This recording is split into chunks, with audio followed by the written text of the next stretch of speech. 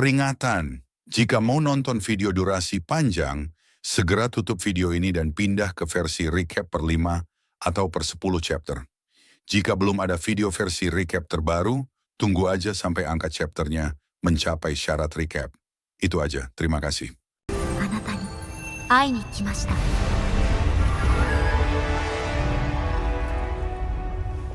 Halo semuanya, selamat datang di channel Error.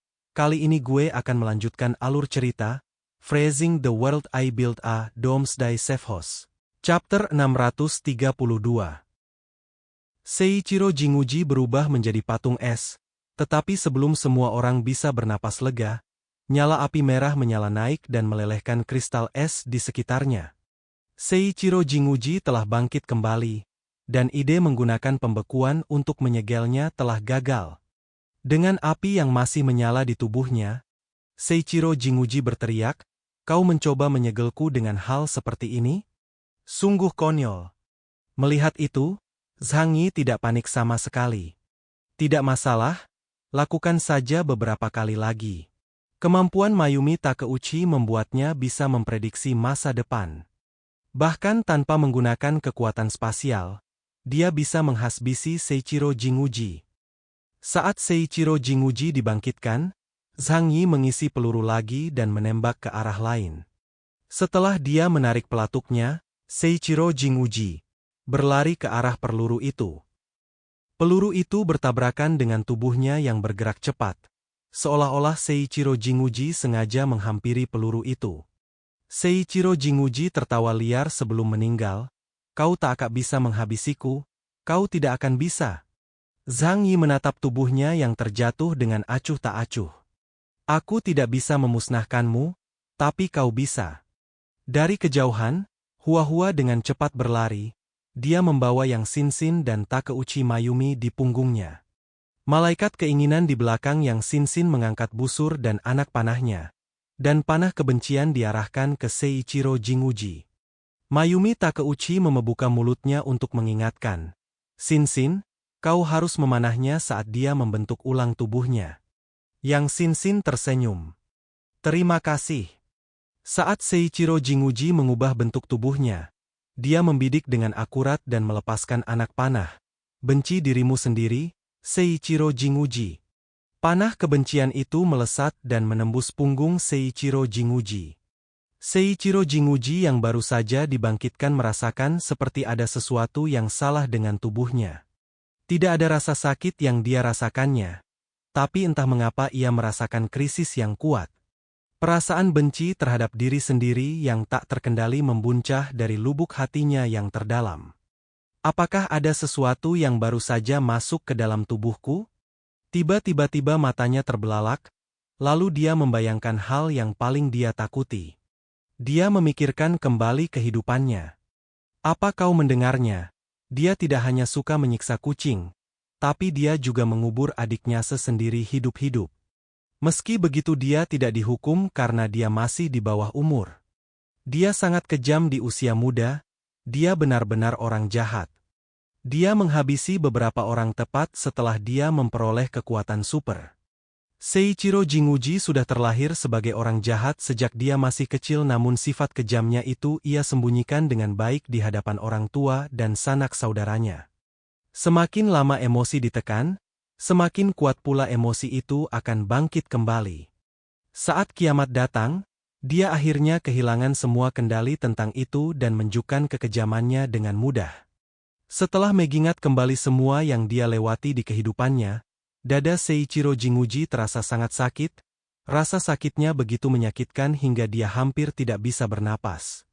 Dia terengah-engah, dengan air mata di matanya. Dia menangis seakan penuh penyesalan. "Apa yang sudah kulakukan? Bagaimana mungkin aku menghabisi begitu banyak orang? Ini adalah dosa yang tidak dapat kutebus bahkan jika aku mati 100 kali." Yang Xin-Xin mengerutkan kening. Dengan ekspresi jijik tampak di wajahnya. "Kau babi yang kotor dan bau, Seiichiro Jinguji mutan yang hina, habisilah dirimu sendiri. Kau tidak perlu melakukannya 100 kali. Sekali saja sudah cukup."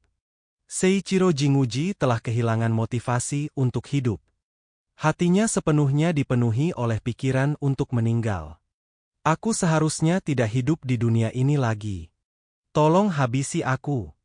Setelah mengucapkan kata-kata itu, dia perlahan-lahan menutup matanya, lalu berlutut di medan pertempuran.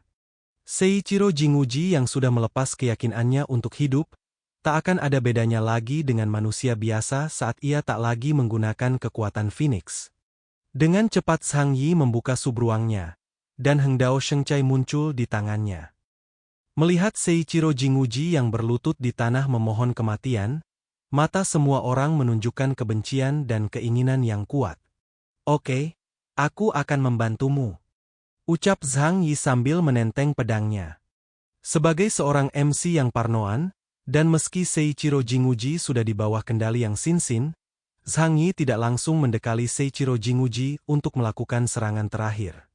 Dia membuka portal dimensi gandanya, satu di depannya dan satu lainnya tepat di depan Seiichiro Jinguji. Zhang Yi dengan kuat mengayunkan Heng Dao Shengcai, dan dengan cepat kelapa Seiichiro Jinguji terpisah dari tubuhnya. Kelapa Seiichiro terlempar tinggi ke udara, lalu berguling ke tanah. Sekarang semua orang menahan napas, mereka dengan gugup menatap Seiichiro Jinguji. Setelah Zhang Yi menunggu lebih dari 10 detik, dia berbalik ke Yang Xin-Xin dan berkata, "Tanyakan kepada penyihir itu bagaimana cara memastikan kalau dia sudah sepenuhnya meninggal." Setelah mendengar perkataan Zhang Yi, Yang Xin-Xin memandang Mayumi Takeuchi. Mayumi Takeuchi yang sudah menjadi anjing setianya membuka mulutnya dan berkata dengan jujur, kemampuan keabadian miliknya akan aktif saat ia mati. Sekarang lebih dari 10 detik sudah berlalu dan ia belum bangkit kembali. Itu berarti dia tidak menggunakan kemampuannya dan dia benar-benar meninggal. Zhang Yi berpikir sejenak, mengeluarkan pistol nitrogen cair, membekukan tubuh Seiichiro Jinguji, lalu menembaknya hingga berkeping-keping. Setelah menunggu beberapa menit lagi, dipastikan bahwa Seiichiro Jinguji benar-benar meninggal. Tidak ada kejutan apapun, dan Zhang Yi merasa sedikit kecewa. Tidak peduli apapun, Seiichiro Jinguji sudah mati. Ini juga menyatakan bahwa pertarungan kota Blizzard melawan Eclipse telah berhasil. Terdengar sorak-sorai yang meriah. Seluruh anggota tim Tengu menitikkan air mata, menengadah ke langit penuh kegembiraan dan berteriak-teriak seolah-olah sedang menangis dan tertawa. Hebat! Kita menang! Semua orang bertiak gembira. Zhu Zheng, yang selalu terlihat serius, menunjukkan senyum santai dan melemparkan tubuhnya di kursi lalu menghela napas lega. Anak ini, Zhang Yi, dia benar-benar tidak mengecewakanku. Melihat itu, penjaga di belakangnya, San Lusuan, membetulkan kacamata miliknya, dengan ekspresi tak bisa berkata apa-apa di wajahnya, dan berpikir dalam hati. Bukankah Anda tidak memiliki harapan besar padanya sebelumnya? Dia menoleh ke monitor besar, dan melihat Zhang Yi mengangkat kepala Seiichiro Jinguji. San Lusuan tidak bisa menahan senyum, dan mengangguk diam-diam. Anak ini memang kandidat yang bagus. Potensinya mungkin lebih besar daripada beberapa kapten investigasi di kota Blizzard. Zhu Zheng saat ini dengan dalam suasana hati yang baik karena kemenangan sudah dipastikan. Namun dia belum bisa merayakan kemenangan dan kepuasan diri. Saat ini dia memikirkan sesuatu.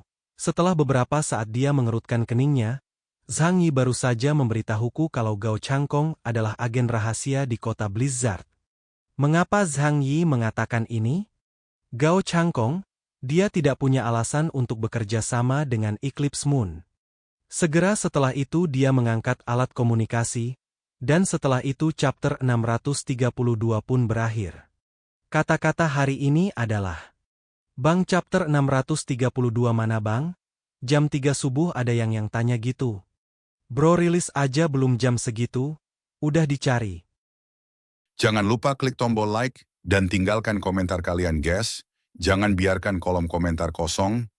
Kalau kalian punya kritik dan saran, ketikkan di kolom komentar. Itu aja. Adios.